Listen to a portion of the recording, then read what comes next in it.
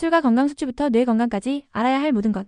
여러분, 혹시 전날 마신 술 때문에 아침에 머리가 깨질 듯 아프고 속이 메스꺼워 하루를 망친 경험이 있으신가요? 오늘은 숙취의 원인부터 이를 효과적으로 해결하는 방법, 술이 우리 몸에 미치는 장기적인 영향까지 자세히 알아보겠습니다. 이 영상 하나로 여러분의 건강과 생활에 큰 도움이 될 정보를 가득 담아봤습니다. 자, 이제 본격적으로 시작해볼까요? 술이 우리 몸에 들어왔을 때 가장 먼저 벌어지는 일은 알코올 분해 과정입니다. 이 과정은 단순한 화학적 변화가 아니라 우리 몸의 여러 기관, 특히 간에 큰 영향을 미칩니다. 알코올이 몸속에 들어오면 간에서 알코올 디하이드로제네이스라는 효소가 작동합니다. 이 효소는 알코올을 아세트알데하이드라는 물질로 바꾸는데 문제는 이 물질이 굉장히 독성이 강하다는 점입니다. 아세트알데하이드는 두통, 얼굴 붉어짐, 메스꺼움 등 우리가 흔히 겪는 숙취 증상의 주범입니다. 그렇다면 아세트알데하이드는 어떻게 없어질까요? 바로 알데하이드 디하이드로제네이스라는 또 다른 효소가 이 물질을 아세트산으로 변환시킵니다. 아세트산은 물과 이산화탄소로 분해되어 자연스럽게 몸 밖으로 배출되죠. 그런데 여기서 문제가 생깁니다. 사람마다 이 두 효소의 활동량이 다르다는 것입니다. 어떤 사람은 이 효소가 활발하게 작용해 술을 잘 분해하지만 어떤 사람은 효소가 부족해 숙취가 더 심하게 옵니다. 특히 동아시아인의 약 30%가 이 효소가 부족하다고 알려져 있습니다. 그래서 술을 조금만 마셔도 얼굴이 빨개지고 두통이 심한 분들이 많죠. 숙취의 주요 원인에 대해 더 자세히 살펴보겠습니다. 첫 번째는 앞서 언급한 아세트알데하이드의 독성입니다. 이 물질은 혈관을 확장시켜 두통을 유발하고 위를 자극해 메스꺼움을 일으킵니다. 두 번째는 탈수입니다. 알코올은 이뇨작용을 촉진해 소변량을 늘리고 이는 체내 수분 부족으로 이어집니다. 따라서 다음날 아침 심한 갈증을 느끼게 되죠. 세 번째는 전해질 불균형입니다. 알코올로 인해 몸에서 칼륨, 나트륨 같은 필수 전해질이 소실되면서 피로감이 더 심해집니다. 네 번째는 저혈당입니다. 알코올은 간이 포도당을 생성하는 기능을 방해합니다.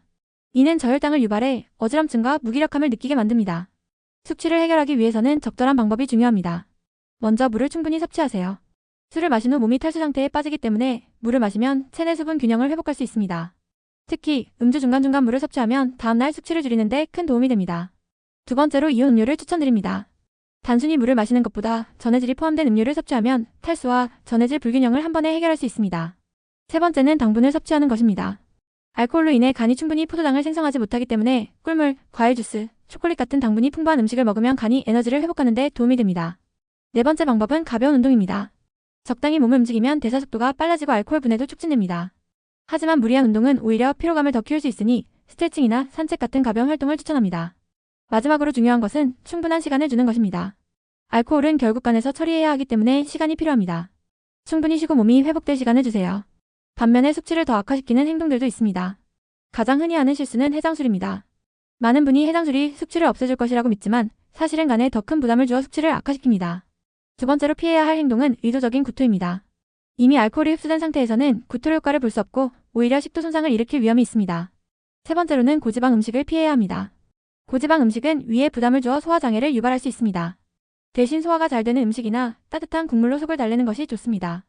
술은 숙취뿐만 아니라 장기적으로도 우리의 뇌 건강에 큰 영향을 미칩니다. 과도한 음주는 기억력 저하, 집중력 약화, 심지어 치매 위험 증가로 이어질 수 있습니다. 연구에 따르면 하루 맥주 3잔 이상을 마시는 것은 과음으로 간주되며 이는 뇌의 노화를 가속화한다고 합니다. 특히 장기간 음주를 지속할 경우 뇌의 구조와 기능이 변화할 수 있습니다.